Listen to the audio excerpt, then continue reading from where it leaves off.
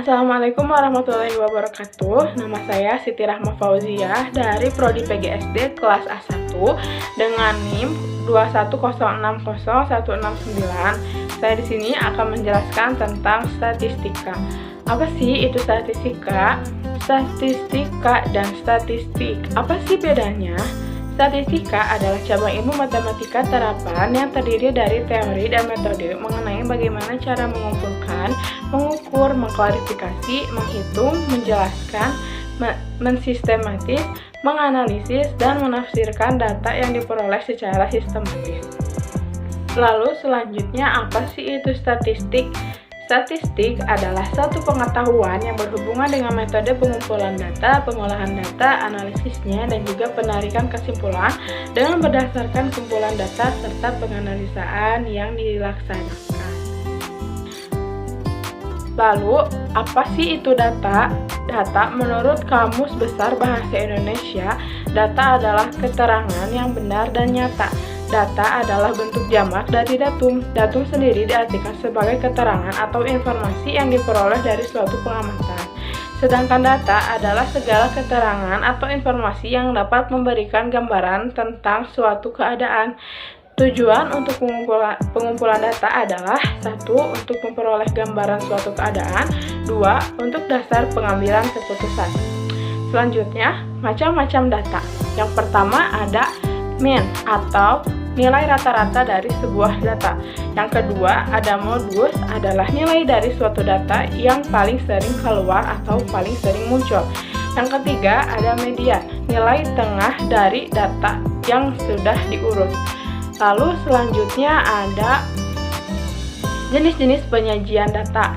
Yang pertama ada data tunggal, yang kedua ada data kelompok atau tabel, lalu yang ketiga ada diagram lingkaran, dan yang keempat ada diagram batang. Selanjutnya rumus mean, median, dan modus. Untuk mencari rumus rata-rata adalah seperti berikut. Rata-rata sama dengan jumlah data per banyak data, atau rata-rata sama dengan jumlah data dibagi dengan banyak data. Lalu selanjutnya adalah mencari median. Yang pertama adalah dengan mengurutkan data dari yang terkecil ke terbesar. 2. Perhatikan data tersebut ganjil atau genap. Jika data nilai genap, maka dua nilai yang di tengah dijumlahkan lalu dibagi 2. Jika datanya ganjil, maka langsung diambil nilai tengahnya. Lalu menentukan modus. Urutkan data terlebih dahulu, lalu hitung angka yang paling banyak muncul, dan angka atau data yang sering muncul, itulah yang dinamakan dengan modus. Selanjutnya adalah contoh soal mencari rata-rata atau mean. Yang pertama, contohnya adalah nilai matematika 20 siswa kelas 5A, yaitu 798968989897778. Lalu yang ditanyakannya adalah tentukan nilai rata-ratanya. Untuk menjawabnya, kita dapat menggunakan rumus yang tadi, yaitu rata-rata sama dengan jumlah data per banyak data. Jumlah data adalah angka-angka yang ada di soal. Lalu dibagi dengan banyaknya data, dihitung banyak datanya adalah 20. Jadi diurutkan dulu dari yang terkecil hingga yang terbesar. Jadi seperti yang di atas, R sama dengan 6 tambah 6 tambah 7 tambah 7 tambah 7 tambah 7 tambah 7 dan seterusnya, lalu dibagi dengan 20. Nah, itu tuh dijumlahkan terlebih dahulu. Jadi 158 dibagi 20, hasilnya adalah 7,9. Jadi nilai rata-rata siswa kelas 5A adalah 7,9. Seperti contoh soal yang di atas, ada tabel nilai dan tabel frekuensi. Untuk mencari rata-ratanya, kita gunakan rumus yang tadi, yaitu rata-rata sama dengan jumlah data dibagi banyaknya data.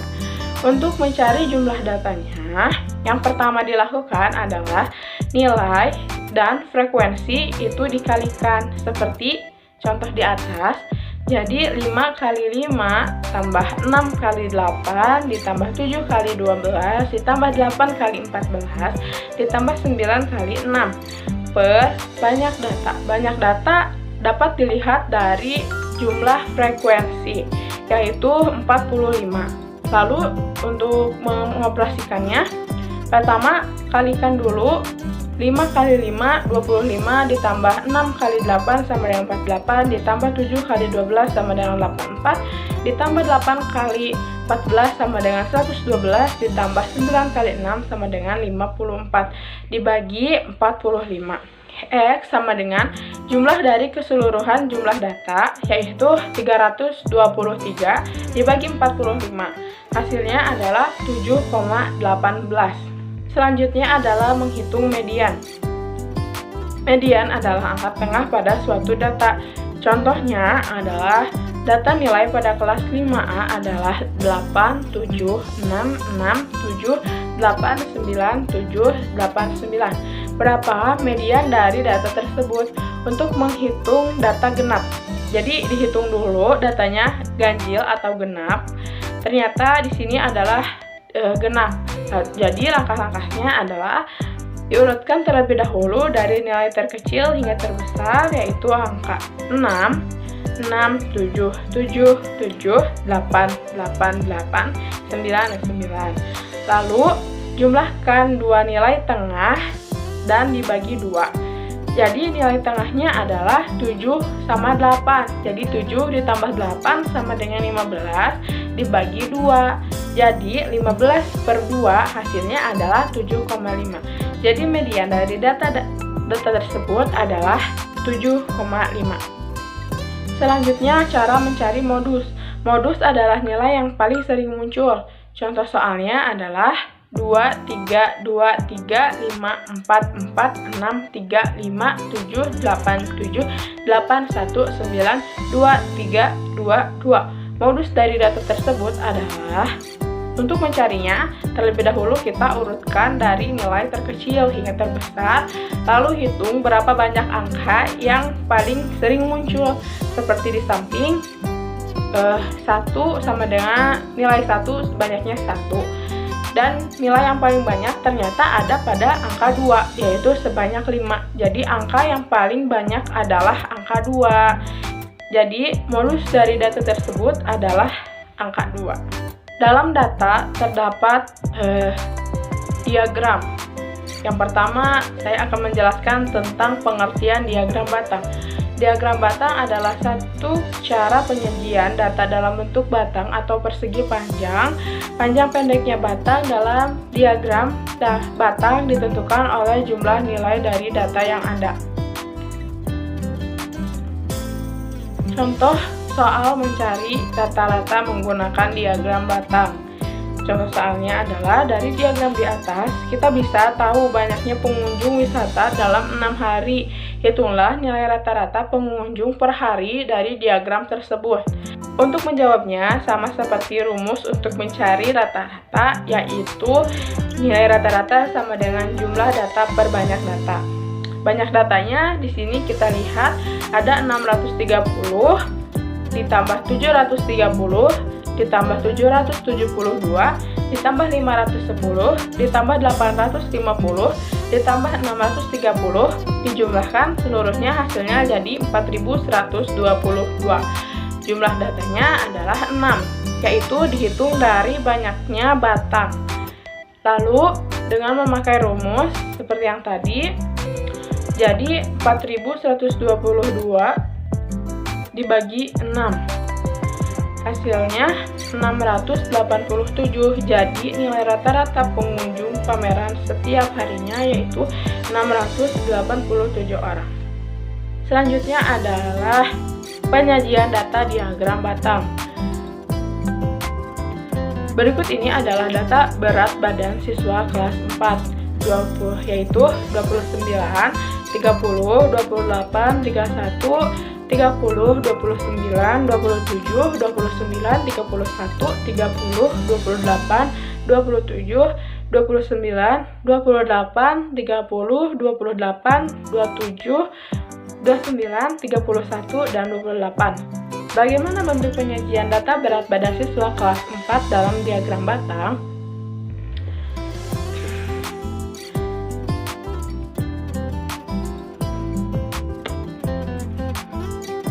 Tabel berat badan siswa kelas 4 diurutkan terlebih dahulu dari nilai terkecil hingga terbesar, yaitu berat badannya tuh yang paling terkecil 27, 28, 29, 30, dan 31. Lalu jumlah siswanya 27 ada 3, 28 ada 5, 29 ada 5, 30 ada 4, 31 ada 3. Jadi diagram untuk tabelnya seperti yang di atas, lalu yang untuk diagramnya adalah seperti ini. Seperti di samping contohnya ya. 27 menunjukkan ada 3 orang dan seterusnya. Selanjutnya ada diagram lingkaran. Diagram lingkaran adalah diagram yang menunjukkan sebuah data ataupun hasil angka dalam bentuk lingkaran. Diagram memiliki beberapa jenis seperti misalnya diagram batang, diagram garis, diagram lingkaran. Sementara itu, pada penjelasan matematika diagram sering digunakan untuk menunjukkan persentase, menentukan statistik, dan lain-lain. Lalu di sini ada mengerjakan soal diagram lingkaran biasa. Diagram lingkaran biasa adalah diagram dengan nilai biasa. Contohnya, sebuah kelas memiliki total siswa sebanyak 42 siswa yang dibentuk dalam diagram lingkaran sebagai berikut. Jika banyak siswa yang mengikuti kegiatan eskul yang dibentuk dalam diagram lingkaran seperti di samping, berapakah jumlah siswa yang tidak mengikuti eskul sama sekali? Untuk menjawabnya, sama seperti yang tadi, rumusnya adalah jumlah data sama dengan jumlah data, total jumlah data dikurangi total data yang diketahui. Jadi, siswa yang tidak mengikuti eskul, total siswa dikurangi dengan eskul basket, tambah eskul bola, tambah eskul silat, yaitu total siswanya kan ada 42 dikurang dengan eskul basket tuh sebanyak 10 siswa ditambah dengan 5 siswa dari eskul bola ditambah dengan eskul silat itu sebanyak 10 siswa. Jadi 42 siswa dikurangi dengan jumlah siswa yang mengikuti eskul, yaitu 25 siswa. Hasilnya adalah 17 siswa. Jadi siswa yang tidak mengikuti eskul sama sekali adalah 17 siswa. Selanjutnya diagram lingkaran berbentuk derajat, yang dimana di dalam soalnya itu ditanyakannya dengan derajat. Contohnya seperti ini. Sebuah sekolah memiliki 1.260 siswa. Di sekolah tersebut mengharuskan siswanya untuk ikut serta dalam kegiatan eskul. Jika siswa yang mengikuti eskul dibentuk dalam diagram lingkaran dalam bentuk derajat sebagai berikut. Berapakah jumlah siswa yang mengikuti eskul musik?